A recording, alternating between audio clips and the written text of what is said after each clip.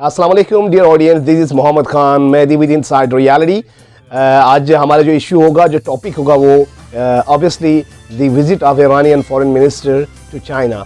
China के visit के ऊपर जो जा रहे हैं ईरानी जो फॉरेन मिनिस्टर वहाँ गए हैं, और इस हवाले से एक पूरी ग्लोबल जो मीडिया है अक्रॉस द वर्ल्ड एक हलचल सी है, क्योंकि चाइना और ईरान की जो पार्टनरशिप है, जो डिप्लोमेटिक टाइज से, जो अलायंस है मिडिल ईस्ट में और अक्रॉस द वर्ल्ड, इसको काफ़ी हद तक एक अमेरिकन जो एलाइस है और अमेरिकन जो उनकी जो ब्लॉग्स है वो इसको काफ़ी एक ख़तरा समझते हैं अपने लिए।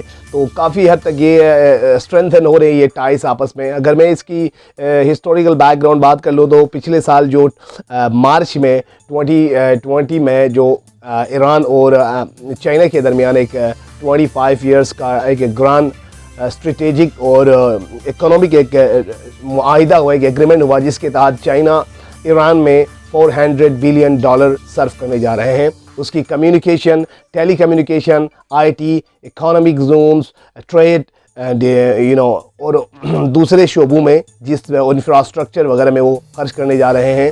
और इसके बदले में ईरान उनके लिए ऑयल, गैस और दूसरे किस्म की जो फॉसिल फ्यूल्स है वो इसकी फराहमी को इंश्योर करा रहे हैं। ये एक बहुत ही इंटरेस्टिंग और दिलचस्प टॉपिक है, क्योंकि इसके हमने ये जानना है अभी इसमें ख़ित्ते के ऊपर इसका क्या असर पड़ता है, और जो वियना टॉक्स हो रहे हैं ईरान और ग्रुप 5+1 के ऊपर, तो इस दौरे के जो आउटपुट होगा वो क्या होगा और वियना टॉक्स पे भी क्या असर पड़ता है, क्योंकि अमेरिका को कम्बैट करने के लिए चाइना और ईरान एक पेज पर नज़र आ रहे हैं। अमेरिका ये चाहते हैं कि ईरानियन जो इन्फ्लुएंस है, ईरान का जो रोल है वो मिडिल ईस्ट में और अक्रॉस द वर्ल्ड वो लेस कम्बेटिव हो। अमेरिकन अलायंस और अमेरिकन जो दोस्त है, इज़राइल हो गया, सऊदी अरबिया हो गया और दूसरे UAE के कंट्रीज़ हो गया, उसके मफाद बरतर रहे और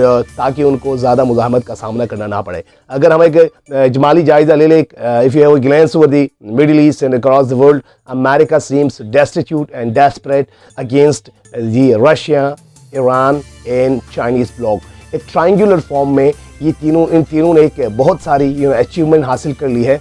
ट्रेड वॉर की अगर हम बात करें अमेरिका और ईरान के चाइना के दरमियान, तो इसमें अमेरिका ने बहुत दशका खाया है, डिस्पाइट उन्होंने 500 बिलियन उन्होंने टैरिफ लगाया चाइना के ऊपर, और चाइना ने भी इनकाउंटर किया और उनके ऊपर एक टैरिफ लगाए, और बहुत सारे इसके बगैर भी चाइनीज़ इन्फ्लुएंस को कम नहीं कर पाए। और चाइनीज़ जो मेगा प्रोजेक्ट है ओबोर, वो उसका वन बेल्ट वन रोड, और उसका ईरान में भी वो इस पार्ट में हिस्सा ले रहे हैं और वहाँ भी काफ़ी इन्वेस्टमेंट देखने को आ रहा है। इसके अलावा जो रशिया का जो $10 बिलियन का इन्वेस्टमेंट है ईरान में, और इसके बाद ये है कि मिड में एक्सक्यूज़ में अभी जो जनवरी की मिड में इब्राहिम रईसी रशिया की विज़िट पे जा रहे हैं, इसका क्या असर पड़ेगा। तो इस हवाले से कल उन दोनों वज़राए ख़ारिजा जो चाइना और ईरान है, उन दोनों के वज़राए ख़ारिजा का एक प्रेस कॉन्फ्रेंस था। इनमें उन्होंने ये दोनों तरफ से इंश्योर करवाया कि वो ईरान के हवाले से काफ़ी पुख्ता है। ईरान के न्यूक्लियर डील के हवाले से जो चाइनीज़ फॉरेन मिनिस्टर का कहना था कि they will favour Iran nuclear deal and they consider the unilateral decision by United states of America hegemonic decision और it's a violation against the international law to put Iran under crippling sanctions। तो इस हवाले से मैं आपको कुछ facts और figure की तरफ ले जाऊंगा। और दूसरा जो ईरान और सऊदी अरब के बीच में जो वॉरफेयर्स हो रहे हैं, जो प्रॉक्सीज के जरिए हो रहे हैं, इसमें एक अच्छी खबर ये है कि दोनों के दरमियान एक डिप्लोमेटिक टाइज से उसके हवाले से काफ़ी काम किया जा रहा था। इराक ने इसमें मीडिएटर का रोल किया था। अब ये खबरें आ रही कि अब तक it's gonna be very important कि दोनों फ्रीकेन ने, दोनों कंट्रीज़ ने एग्री कर लिया है कि वो एम्बेसी खोलेंगे, अपने जो कॉन्सुलेट्स हैं वो दोनों मुल्कों में खोला जाएगा। मगर थोड़ी सी तातुल का शिकार है। जितने मिडिल ईस्ट में ये क्राइसिस चलता रहेगा, वियना टॉक्स पर भी ऑब्वियसली इसका असर पड़ेगा, क्योंकि ये एक लिहाज से पावर की जंग है, इकोनॉमी की जंग है। बज़ाहिर ट्रूथ और रियलिटी की बात हर कोई करते हैं, बड़े पावर्स, मगर वो अपने इंटरेस्ट को कभी भी ज़ाया होने नहीं देते। कल उन्होंने प्रेस कॉन्फ्रेंस में जो दोनों वज़ीर ख़ारिजा चाइना की और ईरान की उन्होंने हमारे पास सोर्स है अल जज़ीरा का, तो उनके तहत उन्होंने वहाँ पर काफ़ी गौर होज किया diplomatic ties, military interchanging, intelligence sharing और जो दूसरे उमूर है ख़ित्ते के, और किस तरह से जो अमेरिकन इन्फ्लुएंस और वो जिसको वो कम्बैट कर रहे हैं, इसके अलावा मिडिल ईस्ट में किस तरह से जो उनके अलाइंस है उसको आगे बूस्ट करना है, इन हवाले से बात हुई। और चाइना ने यकीनन एक वाज़ी अंदाज में जवाब दिया और वो ईरान की जो डिप्लोमेसी है, जो सॉवरेनिटी है, उसका आँच आने नहीं देंगे। उन्होंने कहा we agree to announce today implementing a strengthening our strategic partnership between Iran and China. जो अमीर अब्दुल्लाहियान है ईरान का फॉरेन मिनिस्टर, उनका कहना था कि हम चाइना के साथ ताल्लुकात है उसको स्ट्रेंथन करना चाहते हैं। यकीनन ये कि बहुत बड़ी सरमायाकारी है ईरान में, अगर ये इंफ्रास्ट्रक्चर और ये सारी चीज़ें, उनका कहना था कि हम इसको प्रैक्टिकल स्टेप में ले जा रहे हैं।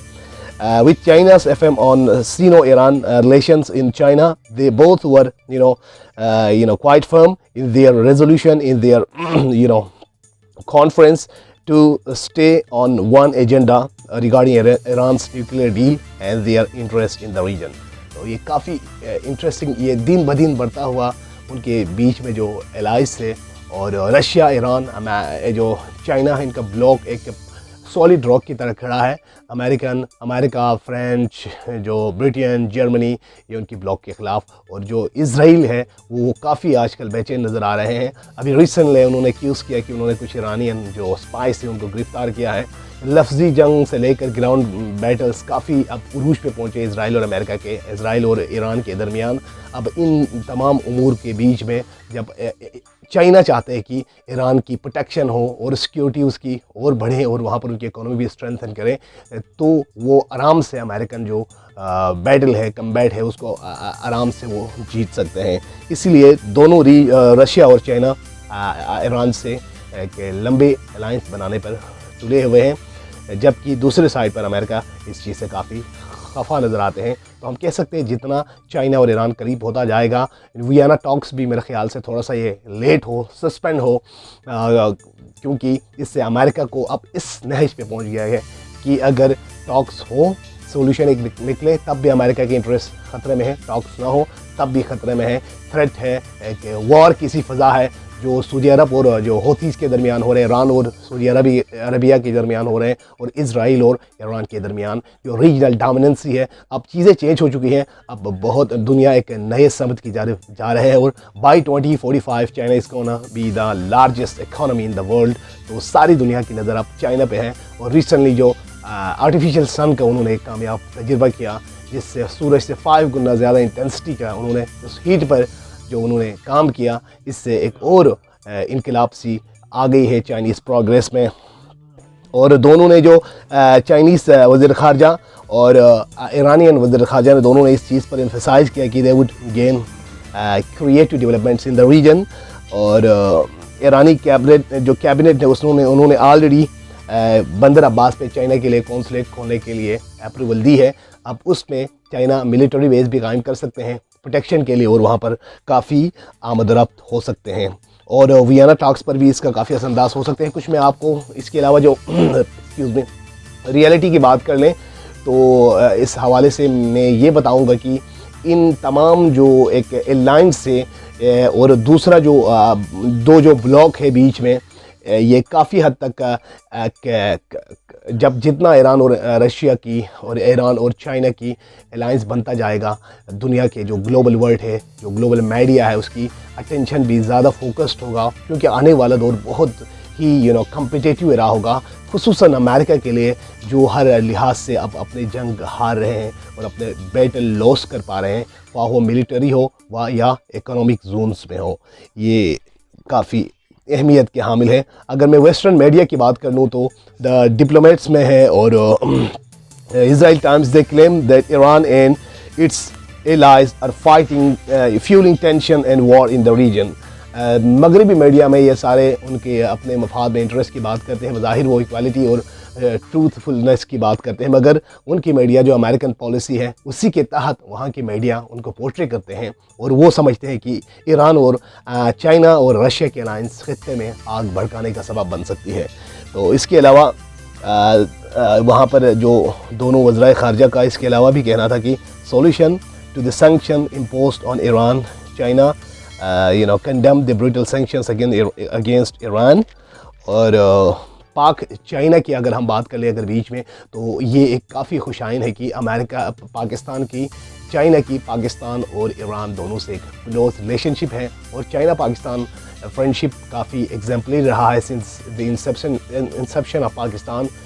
ये तो इसके एक अच्छा जो असर है वो पड़ सकता है, क्योंकि अब पाकिस्तान जो है अब चाइनीज़ ब्लॉक में है। अमेरिका के साथ पाकिस्तान ने काफ़ी एक लॉन्ग पार्टनरशिप की, वार एंड टेरर तक, इंसेप्शन से लेकर सोवियत यूनियन के ख़िलाफ़ पाकिस्तान ने जंग लड़े, मगर अमेरिका ने हर जगह पाकिस्तान को दगाबाजी दी और पाकिस्तान को एक ब्रोकन स्टेट के तौर पर ट्रीट किया। तो पाकिस्तान ने भी उसको बैक दिखाया और अमेरिका को एक मुंह की बल खाना पड़ी जिस तरह अफ़गानिस्तान में, और वो अपने इन चीज़ों को रिट्रीव करने के लिए दोबारा सर उठा रहे हैं। मगर आने वाला ब्लॉक है वो यकीनन तगड़ा है अमेरिका के ख़िलाफ़, और पाकिस्तान के भी काफ़ी सूदमंद है। जिस तरह सीपेक का पाकिस्तान में आना और वहाँ से जो शाहराह निकलना मिडिल ईस्ट, सेंट्रल एशिया और अफ्रीका के लिए पाकिस्तान से होकर गुजरना, यकीनन पाकिस्तान इस nominal be the gateway to the rest of the world, और इससे पाकिस्तान के इंफ्रास्ट्रक्चर पर भी काफ़ी अच्छे असर पड़ सकते हैं। और चाइना, पाकिस्तान और ईरान के जो रिलेशनशिप है वो आने वाले दौर में एग्जाम्पलरी हो सकते हैं। और अब ये सऊदी अरब और ईरान के दरमियान जो टॉक्स हो रहे हैं वो भी एक खुशाइन है, और यकीनन जब दोनों के बीच में बीइंग एन इस्लामिक कंट्री अगर बात जो निगोसिएशन करते हैं तो बहुत अच्छी बात है। मगर unfortunately the Arab countries have been very unaware of the basic core objectives of the Muslims. Either is the Palestine issue or the Kashmir issue. They are showing their negligence over all these basic core objectives. इसलिए वो America की वहाँ पर ख़ित्ते में मुस्लिम countries को उलझाने में और सिर्फ ईरान के ऊपर कीचड़ उछालने में मसरूफ़ है। जो एक रेजिस्टेंस जो हमास हो गया, हिजबुल्लाह हो गया, उनको सपोर्ट करते हैं। और इज़राइल की और अमेरिका की अगर नींदें हराम है तो ये यकीनन ईरान की सपोर्ट है उनके लिए, और वो हर लिहाज से इज़राइल को एक कंटेन करना चाहते हैं ताकि जो बैतुल मुक़द्दस है उसकी जो आज़ादी है वो इंश्योर हो। ये एक हमारा ड्रीम है, क्योंकि जो गासिब से होनी है वहाँ पर सेटलर से उसको किसी तरह हक नहीं है कि वो जो सेल्फ डिटर्मिनेशन है कश्मीरियों की और पैलेस्टाइन वालों की, इसको वो काबिज हो, उसको उसके ऊपर वो हमला अटैक कर सके। तो हमारी ये मीडिया की भी ये फ़र्ज़ बनती है, पेक्यूलियरली द पाकिस्तानी मीडिया, जहाँ पर हमें रियलिटी को और जो इनसाइड रियलिटी है उसको उजागर करने की ज़रूरत है। जो हमारे रेजिस्टेंस है, जो बातिल क़ुव्वतों के ख़िलाफ़, उनको सपोर्ट करने की ज़रूरत है ताकि हमारे भी एक स्ट्रॉन्ग एजेंडा बने हमारे एनिमीज़ के ख़िलाफ़। और वो 100 बार सोचें इस काम को करने से पहले कि किसी जो हमारे जो फोर्सेस है, जो रेजिस्टेंस फोर्स है, जो पैलेस्टाइन के लोग हैं, जो कश्मीर के लोग हैं, उनके हुकूक पर डाका डालने से पहले वो इस बात पे सोचें कि हमें बहुत नुकसान पड़ सकते हैं। तो इस्लामिक कंट्रीज़ को चाहिए कि जो रोबस्ट प्लेटफॉर्म है अपने OIC को स्ट्रॉन्ग कर ले और एक ऐसी सॉल्यूशन निकाले जिसके तहत हमारी जो मुक़द्दसात है, जो हमारे एक कॉमन गोल है, उसको दचका आने ना दिया जाए। अगर हम वेस्ट की डिक्टेशन पर चलेंगे उनकी बातों में अगर, तो obviously it would be a dreadful situation for the rest of the world. तो यकीन मैं आप सबका शुक्रगुजार हूँ कि आपने हमारे चैनल को ज्वाइन किया। जो हमारे न्यू ऑडियंस है उससे गुजारिश है कि हमारे चैनल को सब्सक्राइब कर लें और बेल आइकन पर क्लिक कर लें। इंशाल्लाह I will be coming with another burning and important issue. Thank you for watching my channel.